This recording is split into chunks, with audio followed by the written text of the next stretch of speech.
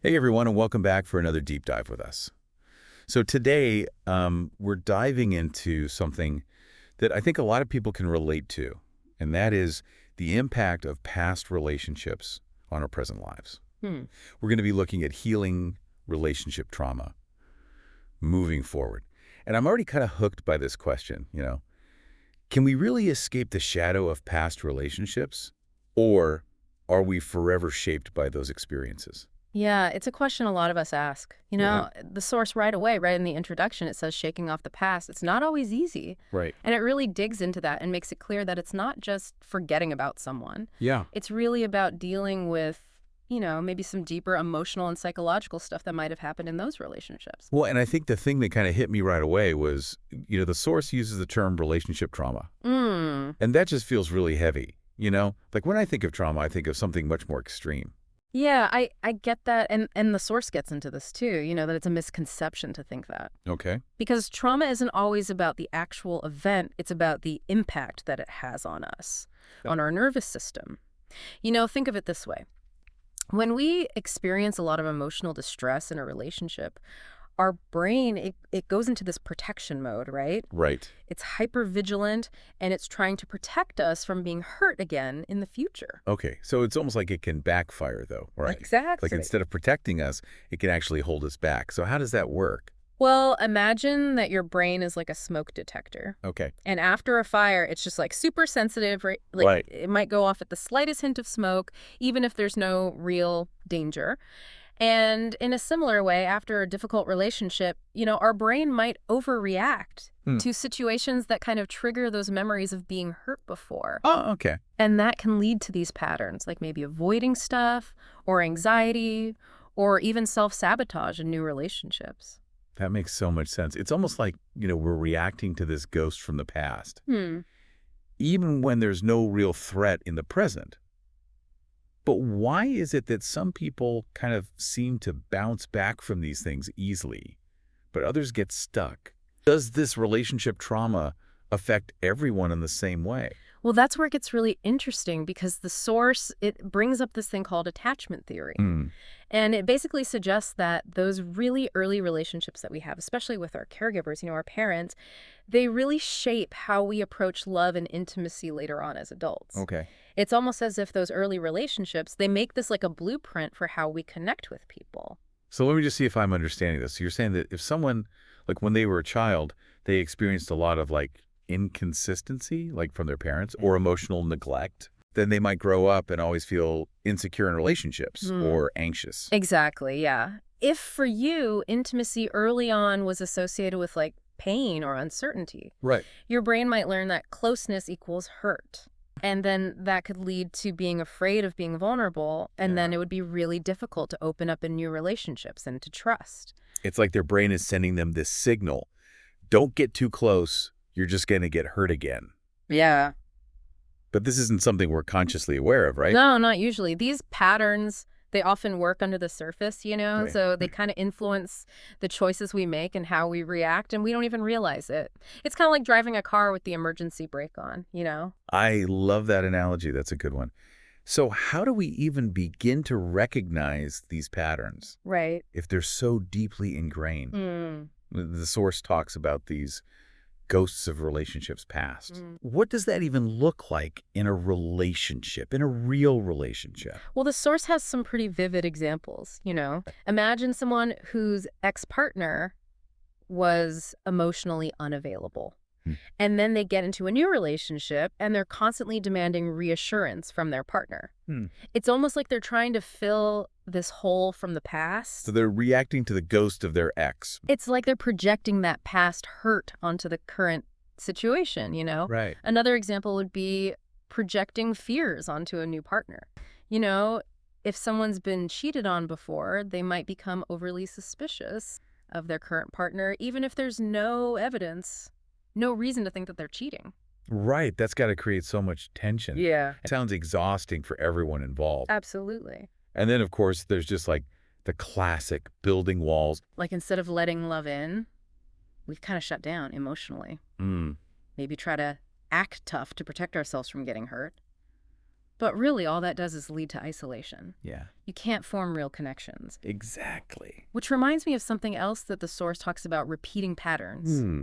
It's like we're drawn to the same type of partner, or we recreate the same toxic dynamics over and over. Hmm. It's almost like we're unconsciously seeking out that familiar pain, you know? Yeah, and that's a huge point. The source really challenges this idea that we just like get over past relationships, you know? Right. If we don't figure out like the root of those patterns, we might just end up repeating them in every new relationship. Hmm. And it's just this cycle of hurt and disappointment.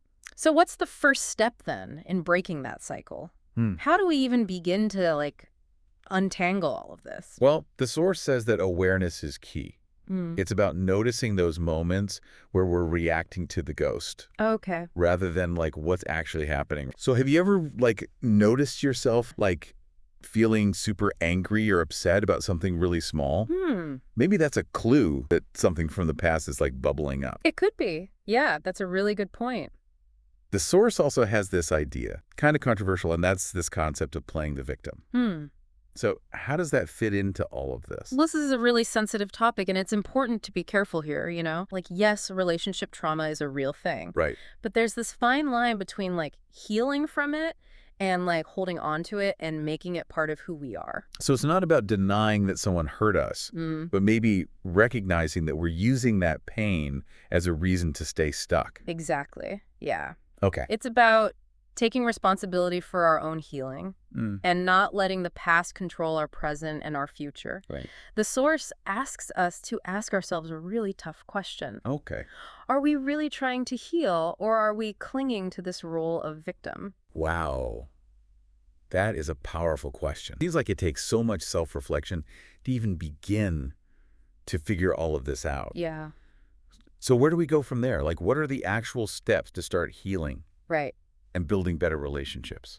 Well, the source is really clear that healing, it's not passive. Okay. It's not like we just wait for time to erase everything. It takes real work.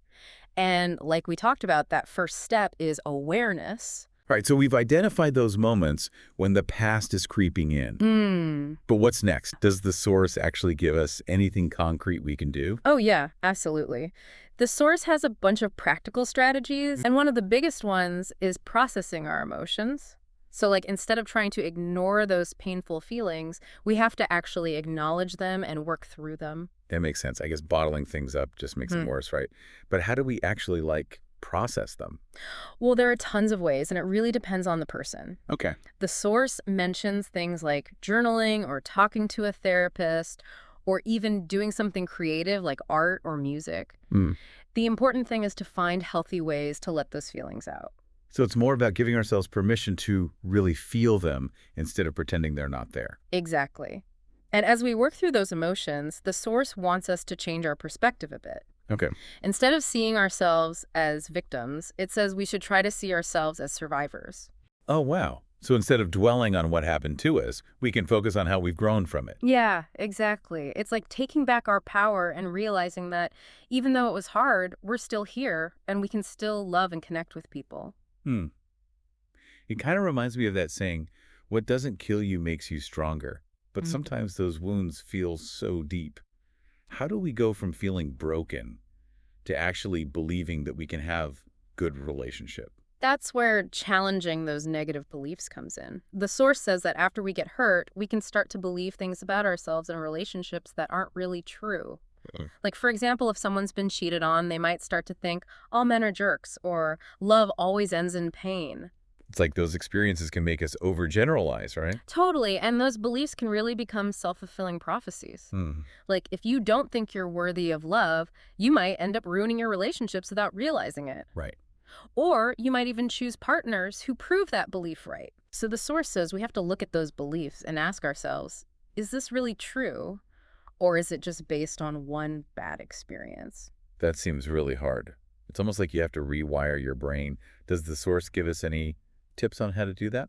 Well, it talks a lot about something called cognitive reframing, which is basically just challenging those bad thoughts and replacing them with something better, something more realistic. Okay. For example, instead of saying, I'll never find love, you might say, I've been hurt, but that doesn't mean I'm going to be alone forever. Okay. I'm open to finding love again. So it's like we're taking those negative thoughts and rewriting them. Exactly. Yeah. But what about those times when those old feelings come rushing back, those triggers? How do we handle those? That's where emotional regulation is really important. The source says we can't always control what triggers us, but we can learn to manage how we respond. It suggests techniques like mindfulness or breathing exercises, or even just taking a break when we're feeling overwhelmed. So it's about hitting the pause button before we react, right? Exactly. It's like realizing that we're reacting based on the past and then finding a healthier way to deal with it. This is all making a lot of sense. But those patterns, those ghosts, sometimes they feel so ingrained. How do we break free from doing the same things over and over? Well, the source says we have to recognize those patterns and then confront them. Okay. So that might mean looking at your past relationships to see if there are any common threads. Maybe you're always attracted to people who are emotionally unavailable, or maybe you're always trying to fix people. So it's about seeing our part in it and making different choices, right? Exactly. And some people might need a little help with this. Okay. Like therapy can be really useful, especially types like CBT. It can help you see those negative thought patterns and find better ways to cope. That's good to know. Yeah. It can feel overwhelming to do it all on your own. What about new relationships? How do we approach dating after going through all of this? Like, should we tell a new partner about our past? That's a great question. The source talks about this too. It says that being open and honest is important, Okay. but it's also important to be careful about who we tell. So not just like dumping everything on them right away. Right. It's about finding a balance between being real and protecting ourselves. Okay. You know, sharing those experiences can help you build trust and understanding, but you should only do it with someone you feel safe with. It's about picking the right time and the right person to share those things with. But what if we're still healing? Can we even have a successful relationship while we're still working through stuff? Well, the source addresses that directly. It says that it's a myth that you have to be totally healed before you can start a new relationship. In fact, it says that the right partner can actually help you heal. So it's more about finding someone who supports us, not someone to fix us. Yeah, exactly. The source says that a healthy relationship is one where both people feel safe enough to be vulnerable and help each other grow. That sounds perfect. But I imagine it's hard to find someone like that. It definitely takes effort. The source says to look for partners who are empathetic and compassionate and willing to learn and grow with you. So someone who sees our past, not as a bad thing, but as part of who we are. Right. This has been so insightful. I'm actually feeling a lot more hopeful about healing and finding love after all of this. That's great to hear. The source is really about empowering us. You know, it says that even though healing is hard, it's ultimately a journey of self-discovery. So as we wrap up this part of our deep dive, what are your biggest takeaways? What really stood out to you from all of this? I think for me, it's that idea of changing how we see ourselves. You know, going from victim to survivor. It's such a simple thing, but it seems really powerful. Yeah, it is a small change, but it can totally change how we think and how we move forward. And I was really struck by how important emotional regulation is. You know, it's so easy to get caught up in all those feelings, especially when they're coming from past trauma. But if we can learn to control how we react, that can make a huge difference. Yeah, it's like we're taking back control. We're not letting our past run the show anymore. And one thing that I found really helpful was that idea that we don't have to be totally healed to start a new relationship. Right. Because I think a lot of people feel like they have to have it all figured out first. Yeah. That can be really overwhelming. Yeah, I think that keeps a lot of people from even trying. But the truth is that healing takes time, and the right person can actually be part of that journey. Of course, we have to be smart about who we choose. You know, look for someone who's understanding and compassionate and wants to learn.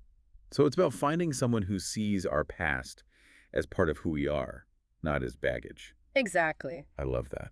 This deep dive has been so eye-opening. I think we've learned so much about how those past relationships, even the bad ones, can affect us. Yeah, it's been really fascinating to see how those experiences, even the ones that hurt, can help us grow and understand ourselves better. And I think the biggest takeaway is that even though relationship trauma can leave scars, it doesn't have to define who we are. Right? Like with awareness and effort and the right support, we can change those old stories. We can break those bad patterns, and we can build relationships that are full of love and trust and connection. Absolutely. So if you're listening to this and it's hitting home for you, just remember that you're not alone.